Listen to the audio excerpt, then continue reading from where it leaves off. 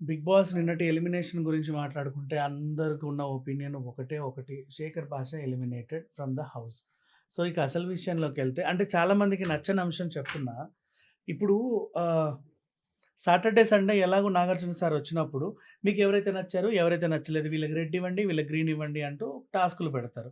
నచ్చినోడి మొహాన రెడ్ పడేస్తాం, నచ్చినోళ్ళ మొహాన గ్రీన్ పడేస్తాం. ఏదో రకంగా చేతులు దులుపుకొని కూర్చుంటారు. అది జరిగే పనే.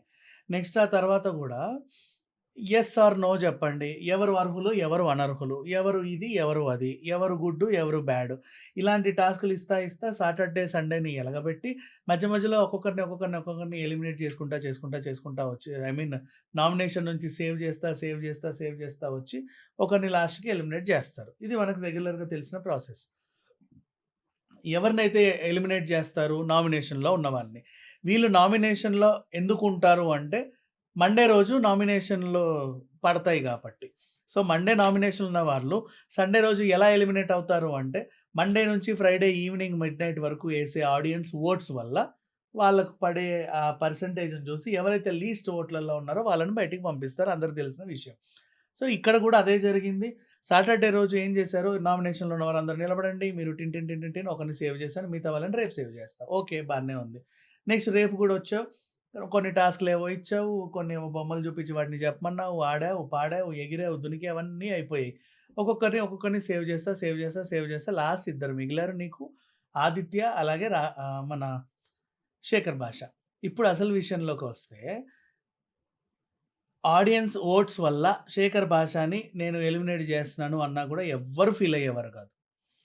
ఎందుకు అంటే ఆడియన్స్ ఎంతమందున్నా మీ హాట్‌స్టార్ డిస్నీ ప్లస్ హాట్‌స్టార్‌లో హాట్‌స్టార్ అకౌంట్‌లు అందరికి ఉండవు గదా! బిగ్ బాస్ చూసే వాళ్ళందరికీ రకరకాల ప్లాట్‌ఫార్మ్స్‌లో జూస్తారు.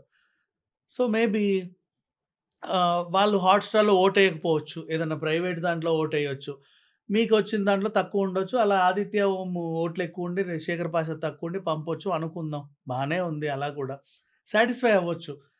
అండ్ నెక్స్ట్ అలాగే పోన్లే ఎలా ఫీల్ అవుతున్నావు శేఖర్ భాష? నాకేం లేదు సార్. నాకు కొడుకుని చూసుకున్నందుకు ఆనందంగా ఉంది అన్నట్టు ఆయన కూడా చెప్పుకుంటాడు. అది కూడా బానే ఉంటది. అందరికి ఆ ఎమోషన్ కనెక్ట్ అవుతది.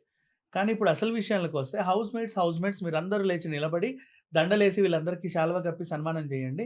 ఎవరికైతే మీరు శాలువా కప్పి సన్మానం చేయకుండా ఉంటారో వాళ్ళని నేను ఎలిమినేట్ చేస్తా అని చెప్పారు. వీళ్ళందరూ తీసుకొచ్చి ఆ బంతిపూల దండలను తీసుకొచ్చి మొత్తం ఒళ్ళంతా దిగేశారు మన ఆదిత్య, ఓంకి. ఆయన నాకు కావాలి, ఈయన నాకొద్దు. ఎందుకంటే ఆయనకి ఈ వీక్ నుంచి చూస్తున్నాం ఈయనకు టాస్క్‌లంటే ఇష్టం లేదు. అసలు ఆట అంటే ఇష్టం లేదు.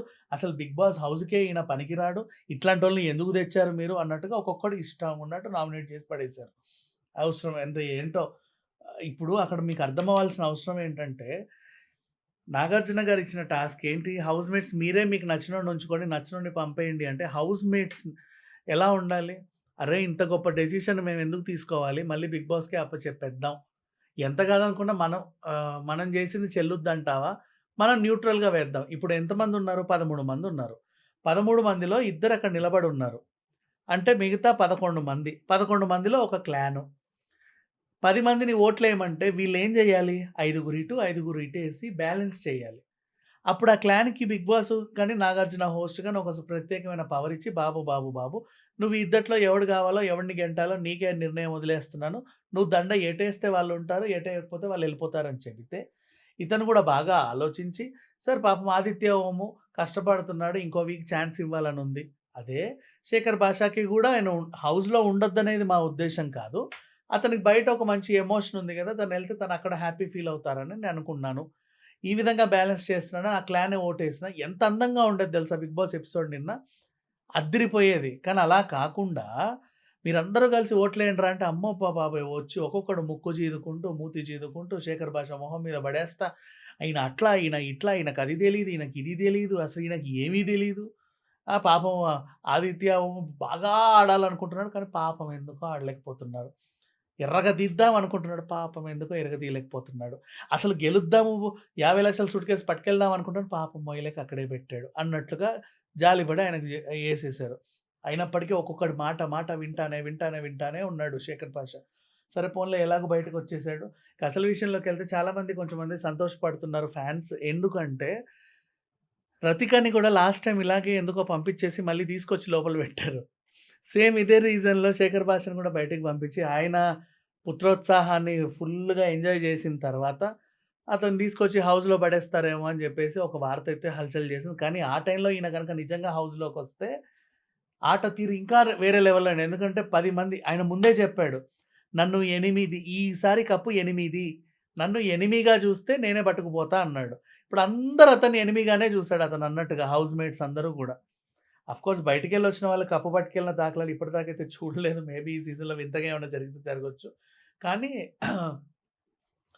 నిజంగా అతను మళ్ళీ రావడం వల్లయితే హౌస్ మేట్స్‌కి చాలా ప్లస్ అవుతదని అనుకుంటున్నాం. కథలో చాలా కీలకమైన మలుపవుతాడనే అనుకుంటున్నా. ఏదేమైనప్పటికీ ఈ ఎలిమినేషన్ మాత్రం అస్సలు నచ్చలేదు. ఎందుకంటే ఇప్పుడు వీళ్ళే బయటికి పంపాలి అనుకుంటే, అదేదో మండేనే పంపుకు చావచ్చు కదా! సార్ మేమందరం కలిసి ఈయనని నామినేట్ చేస్తున్నాము.